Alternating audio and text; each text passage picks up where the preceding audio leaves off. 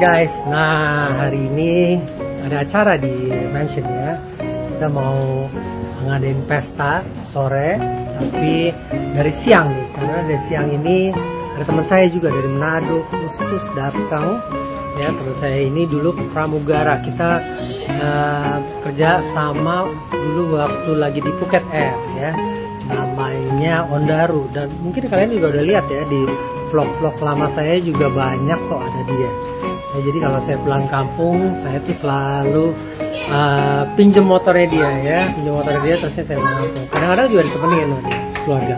Nah, mereka lagi datang nih. Tuh. Hey guys, hai. Sekitar kita mau podcast ya, kita podcast ngomongin soal bagaimana mau jadi pramugara, karir atau banyak lah, kita kupas tuntas bagaimana, karena dia juga instruktur untuk apa? Bolt sini. Udah lihat tadi. Nah guys, kita main biliar dulu ya.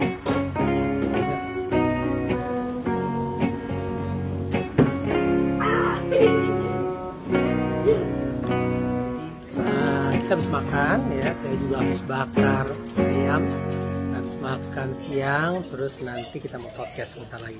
Kita podcastnya nggak usah di mobil deh, kali ini podcastnya cukup di bar aja ya, di bar sini. Oke? Guys, nah oke, kita udah di bar. Nah, kita mau podcast ya sekarang dengan Mr. Ondaru ya, ini teman seperkampung sampai. Oke, yuk kita mulai ya podcastnya. Oke, 1, 2, 3, let's go. Kenapa? Ini gini, hah? Ada di situ kan? Gantung. Nah, guys, hari ini kita kedatangan tamu nih ya di mansion, di Captain Mansion. Saya kedatangan tamu. Memang kita mau ada pesta, tapi teman saya ini karena harus berangkat balik nanti di jam 4 pagi ya, jadi kesian juga sekeluarga kan dia akan balik ke Manado besok jam 4. Nah, makanya kita percepat pertemuannya sebelum teman-teman datang, kita ngadain podcast dulu ya. Nah, ini teman saya nih. Halo Ondaru. Halo. Hai. Nah, lu lagi apa nih kegiatannya? Ya, sampai ke Jakarta. Lagi jalan-jalan nih Cap sama keluarga. Kebetulan kemarin ada undangan mengajar juga di Medan. Sambil lah bawa keluarga jalan. Enak dong ya, kerja sambil jalan-jalan itu adalah idaman semua orang tuh, bisa kerja, jalan-jalan, bawa keluarga. Terus kenapa lu balik cepet-cepet sih? Kita baru ketemu baru sehari. Karena masih ada kegiatan lain juga di Manado. Jadwal ngajar di Manado juga udah mulai. Oke. Minggu depan. Iya ya, padat juga dong jadwalnya. Banyak ya, apa namanya, orang-orang apa anak-anak muda yang di sana tuh yang mau lumayan. pramugara, animonya. Iya. Ya. Mau kerja di penerbangan sekarang lumayan banyak. Lumayan banyak. Oh, iyalah, memang itu nggak bakal surut ya, apalagi sekarang kan memang zamannya COVID udah berlalu, jadi udah mulai lagi penerbangan normal ya, jadi rekrutmen itu akan banyak sekarang. Jadi guys, siap-siap ya untuk sekolah pramugari atau pramugara. Nah, Mas Ondaru ini kita kupas tuntas masalah gimana sih caranya bisa jadi pramugari yang baik. Oke, nah tapi sebelumnya kita akan perkenalkan dulu ya. Dia Mas Ondaru ini dulu sama saya itu kita pernah kerja bareng di Phuket Air dulu ya. Iya. Itu tahun 2000 pas sekian. 2007 ya, 2007. Ya. Nah, ya, jadi Phuket saya yang kedua, saya dari Phuket tuh sebenarnya tahun 2004 kalau nggak salah. 2004, 2005 di Phuket Air tuh tahun 2005. Terus sama 2006 sampai 2008 baru saya keluar tuh. Nah, terus di Phuket itu dulu kita sibuk akan haji ya, haji dengan umroh untuk regulernya Saudi ya. Jadi kita pakai call sign Saudi ya. Ya ini bukannya penerbangan dalam negeri, tapi kita sibuk di penerbangan luar negeri. Hari saat itu juga Phuket tuh punya pesawat Boeing 747 ya. Jadi kita nih kru 747. Saya masih co-pilot di situ. Nah, Mas Ondero nih seri 100 sampai 400 gitu. Tapi yang waktu itu kita bawa kita masih yang seri 300 ya, 300 400. 300 400. Iya.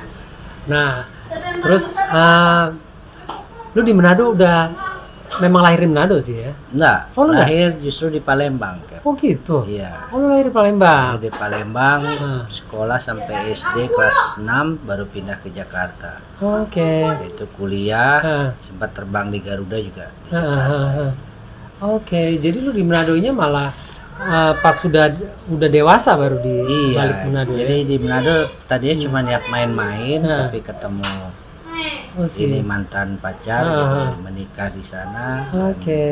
Sampai anak lahir itu saya putuskan sudah stop terbang, jadi sekarang kegiatannya lebih banyak mengajar. Ya.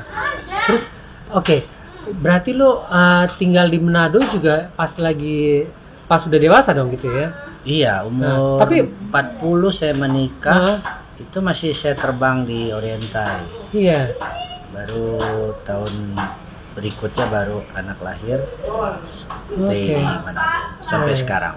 Ya 10 tahun berarti? 9 ya, 9. Berarti lu keluar dari Phuket itu, Oriental itu 2013 November. 2013 ya. Pas 2013 itu saya di Eagle Express. Gue di Eagle Express. Ada juga 747 juga ya, 747 semua sih teman-teman. Nah, terus nah untuk jadi instruktur itu perlu license lagi atau memang sebetulnya kita perlu TOT namanya, Cap. TOT. Training of Trainer. Iya, Training of Trainer. Kalau sudah punya sertifikat itu TOT, baru kita. Nah, di mana lu ngambil TOT-nya? Di Jakarta. Oh, di Jakarta. Memang di kelas gitu ya, masuk kelas? Iya, masuk kelas kira-kira 3 bulan, ujian, baru dapat sertifikatnya. TOT itu ya, gue juga ingat tuh, makanya Pak Mardiono itu, nah itu dia juga nggak bisa tuh dibuat sertifikat TOT itu, Training of Trainer. Iya. Nah habis dari situ baru lu bisa mengajar ya. Mengajar. Kenapa lu nggak balik ke Jakarta untuk mengajar? Waktu itu karena istri sama anak kan stay di sana, jadi lebih banyak pilihnya di Manado. Di Manado, iya. Karena saya pikir juga waktu itu di Jakarta mungkin saingan ya, Cap. Iya benar ya, persaingan. Iya. Nah, terus lancar-lancar aja. Itu mulai ngajar lu kapan tuh? 2013 itu. 2013 langsung ngajar ya, 2013. Jadi tempat vakum mungkin berapa minggu begitu, terus saya lihat ada lumayan banyak sekolah penerbangan di Manado, jadi saya coba masukkan lamaran sebagai instruktur dan alhamdulillah. Ya, dan murid udah banyak. Oh, sudah berapa ratus ya. Gila. Nah, saya juga tuh kayaknya harus kalau memang mau serius mau lebih santai, lebih enak kita kerjanya kayak itu ya, trainer gitu ya. Nggak kemakan schedule yang terus-terusan itu kan sekalian juga, Cap, ilmunya kan kita refresh lagi, lagi. Benar-benar. Nggak lupa. Nah, terus gimana tuh pas COVID itu kejadian? Itu pas Cap, COVID terjadi tuh sempat juga ada kendala karena waktu COVID itu beberapa sekolah penerbangan itu tutup. Betul, sekolah penerbangan tutup, jadi, airline-nya tutup. Iya, jadi praktis nggak kosong jadwal ngajarnya.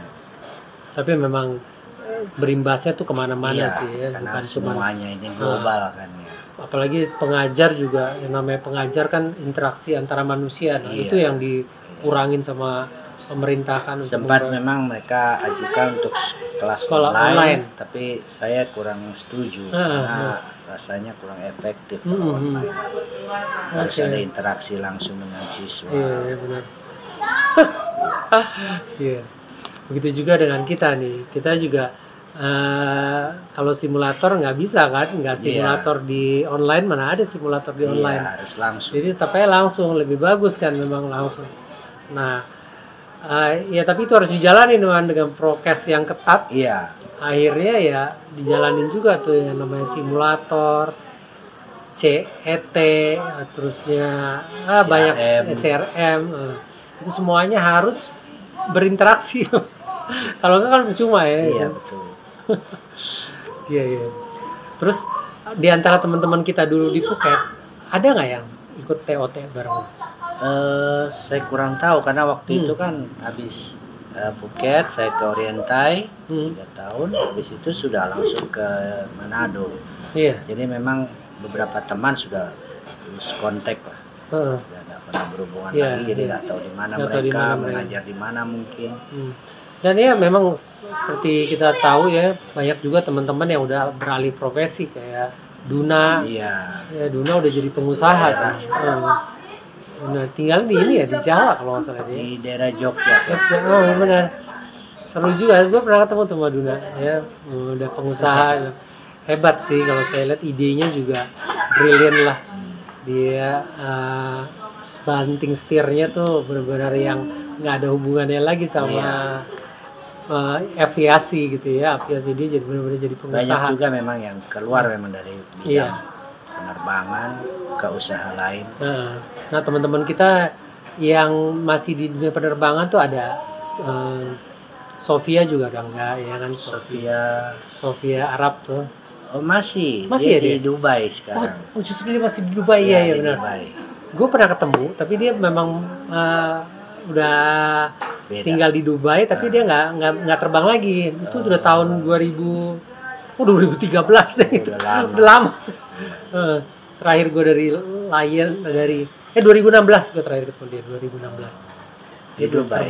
Di Dubai. Dia memang tinggal di Dubai itu. Terus ada Minin, Dina, ada yang di Lion tuh ada juga yang instruktur si Tomanggung. Popi Tomanggung. Sekarang dia lagi urus Wamos. Wamos apa tuh? Airlines juga. Oh, airlines juga. Mungkin buat haji sama umroh. Oh gitu, Wamos. Oke, Wamos tuh penggantinya Pullman Tour. Kalau salah ya. Pullman Tour. Oke. Jadi dia juga udah keluar. Dia kan di Lion tadinya tuh. Iya, White body juga, instruktur, betul 747 juga kalau salah. Oh gitu. Sekarang sudah di Wamos. Iyalah itu memang pekerjaan yang buat orang kangen juga ya, terbang haji. Juga kan penghasilan kita nggak daripada yang cuman terbang lokal, untuk haji seasoning gitu akan lebih berasa ya, dapatnya juga lumayan gede, average-nya gede gitu. Oh gitu. Oke. Nah, kalau misalnya ada seseorang yang mau jadi pramugari atau pramugara, itu kita harus lewat mana sih? Kalau sekarang relatif lebih gampang ya kan? Iya. Karena sekolah-sekolah penerbangan itu sudah banyak. Benar. Dan kalau di antara teman-teman ada yang mau melamar langsung juga bisa. Cuman kalau melalui sekolah penerbangan kalian dapat basicnya dulu. Benar, ya itu basicnya itu perlu tuh. Jadi tidak buta sama sekali, jadi sudah ada basic. Jadi nanti kalau relatif lebih mudah. Lebih mudah, iya benar. Dan terutama tuh memang bahasa Inggris bahasa Inggris, tinggi badan, keterampilan juga ya, maksudnya tuh behave sebagai cabin crew itu ya yang akan dipelajari ya di sekolah penerbangan. Itu memang penting guys. Jadinya kalau memang masih buta banget ya, ditanyain misalnya pesawat jenisnya apa nggak tahu, terusnya daerah-daerah di mana biasanya dilandingin pesawat itu juga nggak tahu. Nah ini nanti di sini di training kan yang masalah itu ya. Jadi ada pelajaran 3-letter code. Kata itu apa? Kayak gitu tuh penting banget ya. 3-letter code, 4-letter code. Jadi nggak buta-buta banget gitu. Juga mungkin bahasa kayak alfabetnya gitu ya. Alfa, Bravo sampai Zulu. Itu tuh harus tahu tuh. Bukan cuma pilot aja, tapi pramugari-pramugara juga itu harus tahu. Karena memang nanti kita di sebagian airport akan nanya PK misalnya, papa kilo apa nih? Kayak kalau misalnya masih buta-buta banget kan ya, pasti dia ngomong nih papa kilo. Papa kilo itu apa? Jadi nih misalnya registrasi pesawatnya apa nih, papa kilo apa nih? Kalau misalnya kita masih baru gitu kan kita bingung, ini orang ngomong apa ya, papa kilo, papa kilo. Nah tapi kalau kita udah pernah sekolah di sekolah penerbangan, pramugara tuh bisa lebih tahu masalah itu, dan paling tidak basic lah ya, at least basic. Dan juga penampilan ya, penampilan itu cabin crew dengan orang biasa tuh beda ya. Cabin crew tuh ada sekolahnya juga untuk penampilan, jadi untuk jalannya, untuk berdirinya, untuk menyambutnya, cara make up, nah itu juga beda, nggak gampang ya, bukannya dianggapnya semua orang bisa kok, nggak, ada caranya. Nyepol rambut juga beda kan ya. Cabin crew itu rambutnya kalau dilihat itu seragam dari airline manapun itu sama gitu ya, model cepolannya. Jadi itu ada sekolahnya ya, bukannya cuman kayaknya bisa kok, gampang kok, ngapain lagi sekolah. Enggak. Ini kita mengadakan sekolah ini, Mas Ondaru ini mengadakan sekolah ini untuk itu basic, supaya kita bisa nggak kaget gitu pas masuk ke airline tuh langsung. Dan biasanya ya memang lulusan sekolah penerbangan gini akan lebih instruktur tuh akan lebih suka, karena nggak bodoh-bodoh banget gitu ya. Pas masuk tuh kayaknya, kamu udah tahu, oh iya bagus deh, ngajarin jadi lebih gampang, lebih mudah karena basicnya udah tahu, dibandingkan yang memang totally masih fresh, baru banget gitu ya. Nah itu akhirnya jadi bulan-bulanan, dan bulan-bulanan itu banyak juga pramugari yang akhirnya kayak dimusuhin gitu ya. Nggak, padahal sih bukan dimusuhin atau dia apa, karena memang dia nggak tahu sama sekali kan. Jadi instruktur juga ngajarin dia mungkin rada gregetan gitu ya, lagi kesel. Nah itu bukannya karena kalian memang belum tahu, tapi memang basicnya kan kalian masih dasar. Nah supaya bisa sekolah dulu untuk cabin crew, atau juga pasasi ada nggak sih? Pasasi ada. Tiketing ada. Tiketing. Nah, kargo juga. Iya. Karena itu dasarnya juga namanya airline itu dasarnya sama. Kayak kode-kode itu harus tahu ya. Iya. Itu mandatory.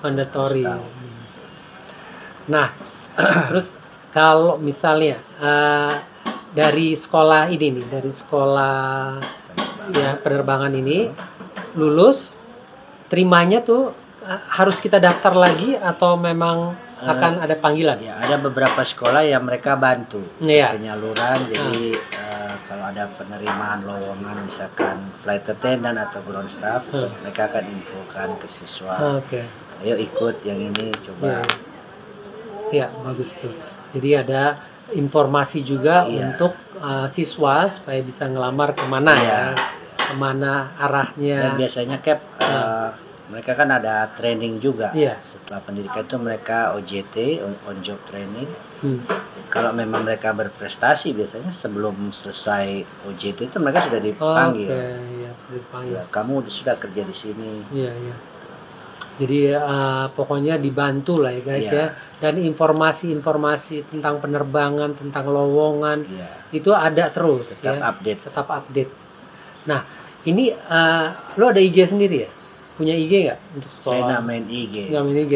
Facebook tapi ada ya? Facebook ada. Ada ya. Facebooknya bisa dilihat di sini nih. Ya, ntar Facebooknya Ondaru. Tapi kalau sekolah ada Facebooknya, nama sekolah ada Facebook, ada IG. Ada IG, ya. Boleh deh. Ini sekalian sekolah dan ininya ya. Facebooknya, IG dan Facebook. Oke. Nah, terus kalau misalnya ya, ini kalau misalnya mereka udah jadi gitu, udah jadi pramugari. Terus mereka tuh kalau misalnya punya waktu lowong, bisa nggak sih ikut ngajar gitu? Atau jadi apa ya kalau dibilang ya, bukan ngajar sih, dia jadi percontohan lah. Bisa kalau percontohan atau biasanya saya suka bawa kalau ada bekas siswa yang sudah jadi, mereka pas ron di Manado itu saya ajak ke kampus supaya jadi motivasi juga iya maksud saya gitu. Itu tapi kan kalau untuk mengajar saya rasa harus punya TOT itu kan ya. Bukan juga, harus karena punya, mereka kan perlu waktu panjang untuk mengajar. Sementara schedule mereka harus balik lagi, terbang lagi. Jadi untuk motivasi aja nih guys ya, datang. Dan memang itu biasanya juga kalau pilot juga gitu tuh, kita diundang ke sekolah-sekolah yang mana kita cuma dikasih lecture untuk sebentar aja supaya ngasih motivasi, perkenalan lah gimana di dunia penerbangan ini. Nah terus kalau misalnya ada murid yang cantik banget, atau nggak ada murid yang kurang cantik gitu, nah itu ada perbedaannya nggak sih? Dia apa lebih gampang yang cantik atau lebih gampang yang pintar? Sebetulnya kalau cantik itu kan bisa diakalin ketika ada pelajaran grooming segala. Tapi kalau skillnya, knowledge-nya itu kan yang utama. Tapi memang ada tinggi badan ada dong? Ada maksimal dan minimal. Minimalnya berapa? Minimal untuk yang pramugari itu 160 cm. 160 ya? Iya. Bukan 158 lagi kayak Garuda kan? Iya, dulu sempat 158. Sekarang udah di peraturannya 160 minimal. 160 guys ya untuk minimal. Oke, kalau ada maksimal juga, jadi nggak boleh terlalu tinggi juga. Nggak boleh terlalu tinggi karena nanti di cabinnya kan kalau dia terlalu tinggi mentok lah. Iya, mentok. Susah. Oke. Nah tapi pramugara juga ada dong, bukan cuma pramugari aja ya. Kalau pramugara dia minimal 170. Oke. Ya memang pramugara di Lion Air juga memang tinggi-tinggi dan memang seperti model lah kalau dilihat ya. Rata-rata tuh ganteng-ganteng juga sih pramugara tuh. Di Lion mereka banyak yang bekas model malah jadi pramugara karena memang nggak tahu udah cita-cita atau memang passion jadinya walaupun mereka udah ada yang teman saya nih pramugara di Lion bekas pawang singa jadi pramugara dan memang si Osep ini passionnya tuh memang melayani gitu, dia suka tuh ya dan service dan juga binatang aja bisa dirawat sama dia gitu ya apalagi manusia dan akhirnya dia di jalur yang tepat sih, jadi sampai sekarang pun dia masih di Lion terbang wide body juga dia teman saya. Pekerjaan yang paling menyenangkan itu adalah pekerjaan sebagai kru ya, karena sebagai kru ini kita bisa jalan-jalan, bisa melihat dunia lah intinya dapat uang juga banyak gitu ya. Baik yang namanya jalan-jalan dikasih hotel digaji lagi untuk jalan-jalan. Jadi memang siapa yang nggak mau, apalagi anak-anak muda sekarang gitu ya yang kepikiran, aduh gimana cara mau jalan-jalan nih ya, mau kesana kemari harus pakai uang. Nah dengan sekolah ini, dengan pekerjaan ini kita bisa jalan-jalan dibayar. Dikasih hotel, dikasih makan. Enak. Iya. Teman kita ya yang masih berjibaku di dunia penerbangan, kalau mereka punya pikiran yang sama dengan Mas Ondaru misalnya mau jadi trainer ya, karena mereka nganggap wah saya ini udah cukup lah pengalaman untuk terbang terus, yang jalan-jalan juga lama-lama kan bosan juga ya. Betul. Memang kita dulu kayaknya semangat, tapi kalau memang udah sekitar 10-20 tahun tuh rasanya udah cukup ya. Nah, kalau mau jadi trainer gitu ya, pertama itu ambil TOT-nya dulu. Kalau sudah dapat baru nanti coba ke beberapa sekolah. Cuman tips saya mungkin harus pintar-pintar juga, karena orang pandai belum tentu dia bisa mengajar. Jadi mesti cari ilmu juga untuk mengajar. Karena pengalaman juga banyak sekali yang pandai, dia pandai, tapi untuk menyampaikan ke siswa itu dia belum bisa mungkin. Dan rata-rata tuh jadi galak gitu. Jadinya mengajarnya nakut-nakutin. Dan itu kan memang itu sudah di airline tuh memang gitu ya, udah banyak banget ya yang berubah setelah jadi instruktur. Iya, karena merasa sudah senior. Sudah senior, sudah berilmu, dan merasa tuh semua orang goblok aja. Ada yang kayak gitu memang benar. Ya nggak usah di dunia penerbangan sih ya, di dunia olahraga pun ada ya seperti itu ya. Jadi galak, jadi nggak bisa tuh dia menyampaikan apa yang dia tahu ke muridnya, malah muridnya tuh jadi takut duluan. Takut, ya. Takut. Karena kalau zaman dulu mungkin itu berlaku, tapi kalau zaman sekarang nggak bisa. Kita malah harus merangkul. Iya, benar-benar. Nggak bisa gaya diktator lagi. Oke, seru ya guys. Nah, kalau sekarang nasihat dari seorang senior cabin crew untuk anak-anak yang mau menjadi cabin crew di dalam atau di luar negeri, itu apa nih? Apa yang harus dijaga? Apa yang harus dilebihkan ilmunya itu apa? Yang pertama mungkin bahasa Inggris, karena mandatory manualnya itu kan pakai bahasa Inggris semua. Benar, jadi memang bahasa Inggris saya rasa yang paling harus ya. Paling tidak kalau memang ada yang belum bisa bahasa Inggris, khusus latihan. Ada ininya nggak? Ada TOEFL-nya kayak? Ada TOEFL. Kalau waktu di Orienta itu minimal 600 ya. Oke. Tapi juga kita sih termaksud lebih bagus daripada orang Thailand gitu ya. Iya, jauh. Ya. Karena mereka mungkin kebiasaan bicaranya jadi agak cadel. Dan mereka juga kalau dilihat kan tulisannya beda. Kalau kita kan masih Latin. Ya, masih terbaca lah. Kalau mereka tuh bayangin, mereka tuh harus belajar 2 kali berarti. Tulisannya dan juga lafalnya ya sungguh beda. Iya. Jadi 600 saya TOEFL-nya udah cukup ya kalau di. Iya, minimal 600. Oke, dan kalau untuk kesehatan? Ya, kesehatan asal tidak ada cacat yang yang mengganggu, misalkan tulangnya bengkok atau tangannya ada yang nggak simetris, itu nggak ada masalah. Nggak ada masalah ya. Mata gimana? Mata juga nanti kan ada di tes. Iya. Kalau setahu saya kalau minus itu masih boleh, tapi jangan sampai 1. Oke. Minus 1/4 itu masih boleh. Minus 1/4 ya. Tuh guys, jadi tetap dijaga mata Anda ya supaya bagus terus. Sama kesehatan. Keseluruhan harus seimbang semuanya ya, nggak boleh juga misalnya karena postur kita biasa nulis ini jadi bungkuk, nah itu yang kesian ya orang. Jadi memang postur itu, apalagi pramugara itu memang layaknya model gitu di pesawat ya, karena mereka tuh melayani jalan-jalan, semua orang tuh melihat tertuju kepada awak kabin. Kalau awak kokpit sih cuma di dalam kokpit ya, di pesawat, dan itu nggak bakal dilihat sama penumpang karena penumpang juga susah untuk melihat kita. Nah tapi kalau awak kabin itu terus terang semua mata akan menuju ke awak kabin, melihat gitu ya. Awak kabinnya sigap, cantik, terusnya cekatan, itu akan jadi omongan.